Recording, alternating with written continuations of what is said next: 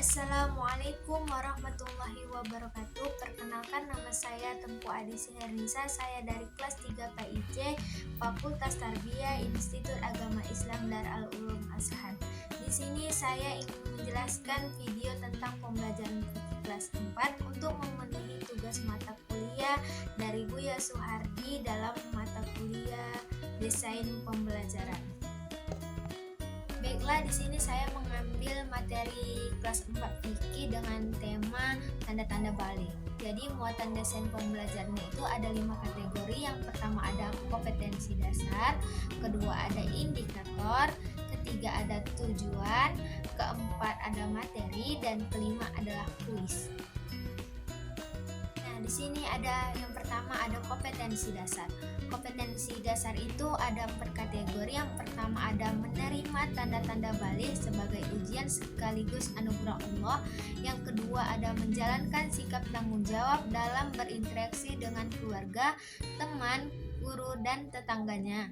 Yang ketiga ada menganalisis tanda-tanda balik dan konsekuensinya dalam pelaksanaan ibadah. Yang kelima ada mengomunikasikan tanda-tanda balik dan konsekuensinya dalam pelaksanaan ibadah. Baiklah, kita masuk kepada indikator.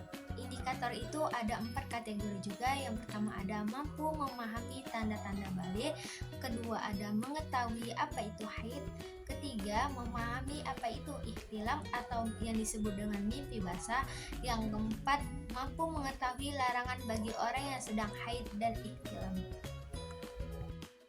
Selanjutnya ada yang namanya tujuan. Yang pertama itu ada mematuhi perintah syariat, kedua menjauhkan diri dari perbuatan yang melanggar syariat, yang ketiga membiasakan sikap mawas diri dalam bergaul di lingkungan, keempat membiasakan sikap tanggung jawab sebagai konsekuensi balik, kelima menganalisis tanda-tanda balik laki-laki dan perempuan, keenam ada memahami konsekuensi balik terhadap kewajiban syariat, yang ketujuh ada membuat resolusi diri dalam menghadapi usia balik. Baiklah, selanjutnya kita masuk kepada materi. Yang pertama itu ada A, tanda-tanda balik. Balik secara istilah artinya telah mencapai usia seseorang pada kedewasaan. Jadi, seseorang yang sudah balik dianggap sudah cukup dewasa untuk berpikir dan bertindak.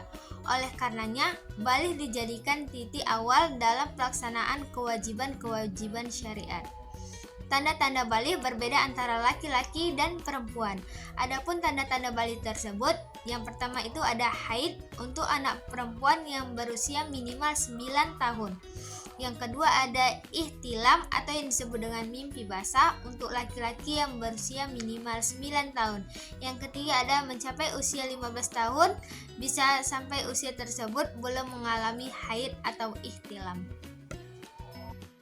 Jadi, melihat tanda-tanda balik seperti di atas, dapat kita simpulkan bahwa setiap orang, baik laki-laki maupun perempuan, pasti akan mengalami masa balik, baik diawali dengan haid atau ihtilam yang disebut dengan mimpi basah ataupun tidak.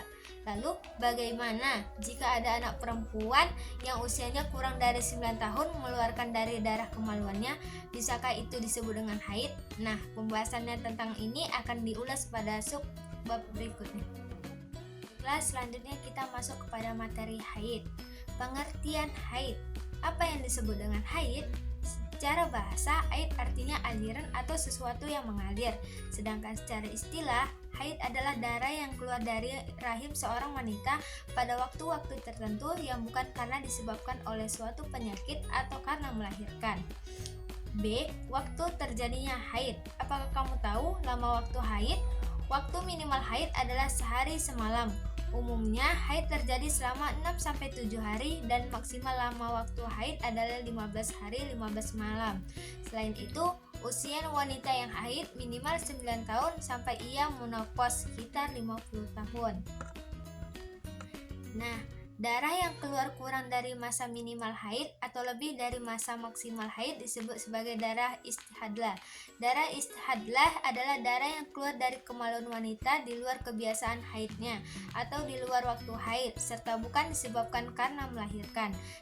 Jadi dapat kita simpulkan bahwa istihadah terjadi dalam kondisi yang pertama itu darah keluar dalam waktu kurang dari 24 jam. Yang kedua, darah keluar dalam waktu lebih dari 15 hari 15 malam. Yang ketiga, darah keluar sebelum 15 hari dari masa suci haid sebelumnya. Nah, di sini ada hal-hal yang dilarang bagi perempuan yang sedang haid. Seorang wanita yang sedang haid dikatakan berhadas besar. Oleh karena itu, wanita yang sedang haid dilarang untuk mengerjakan beberapa ibadah. Adapun yang dilarang bagi perempuan yang sedang haid antara lain yang pertama ada sholat, kedua ada puasa. Meskipun wanita yang sedang haid dilarang berpuasa, namun ia diwajibkan untuk mengqada puasa wajib yang ia tinggalkan pada hari lain. Ketiga ada tawaf atau yang disebut dengan mengelilingi Ka'bah. Meskipun dilarang melaksanakan tawaf, namun wanita yang sedang haid diperbolehkan melaksanakan rangkaian haji yang lain seperti wukuf, sa'i, melempar jumroh dan lain-lain. Yang keempat ada menyentuh mushaf dan membaca Al-Quran. Yang kelima ada i'tikaf, berdiam diri di masjid. Nah, selanjutnya kita masuk kepada materi mimpi basah atau yang disebut dengan ihtilam. Terjadinya mimpi basah. Mimpi basah terjadi ketika seorang laki-laki tidur, kemudian saat bangun sudah mengeluarkan mani atau yang disebut dengan sperma. Mimpi basah ini merupakan tanda-tanda balik bagi laki-laki. Jadi, laki-laki yang sudah mengalami mimpi basah sudah mulai dibebani kewajiban agama jika ia berakal sehat dan telah sampai dakwah Islam padanya. Mimpi basah merupakan sebuah hadas besar. Orang yang masih mempunyai hadas besar disebabkan mimpi basah disebut sebagai junub. Nah, kita masuk kepada hal-hal yang dilarang bagi seorang yang sedang junub atau yang disebut dengan mengalami mimpi basah. Hal-hal yang dilarang bagi seorang yang sedang junub hampir sama dengan hal-hal yang dilarang bagi wanita yang sedang haid. Namun, berbeda dengan perempuan yang haid, yang dilarang untuk berpuasa. Seseorang yang sedang dalam kondisi junub tetap boleh melaksanakan ibadah puasa. Jadi, apabila ada seseorang tidur dalam kondisi junub dan bangun setelah subuh, maka puasanya tetap sah meskipun ia belum bersuci. Jadi, adapun hal-hal yang dilarang bagi orang yang sedang junub, yang pertama itu ada sholat, kedua ada tawaf atau yang disebut dengan mengelilingi Ka'bah, dan yang ketiga adalah menyentuh mushaf dan membaca Al-Quran. Nah, selanjutnya kita masuk kepada materi kuis. Perhatikan pernyataan berikut. Di antara pernyataan di bawah ini, siapakah yang termasuk mukallaf? A. Sumarni tinggal di daerah pedalaman yang belum tersentuh oleh dakwah Islam. B. Solia adalah seorang anak muslim yang berusia 7 tahun. C. Zahra adalah seorang siswa MI kelas 6 berusia 12 tahun yang belum haid. D. Zauki siswa MI kelas 4 usia 10 tahun yang sudah mengalami ihtilam. Jawaban yang benar itu adalah D. Zauki siswa MI kelas 4 usia 10 tahun yang sudah mengalami ihtilam atau yang disebut dengan mimpi basah. Mungkin ini saja yang dapat saya sampaikan. Lebih dan kurang saya mohon maaf, dan kepada Allah saya mohon ampun. Wabillahi taufiq wal hidayah. Wassalamualaikum warahmatullahi wabarakatuh.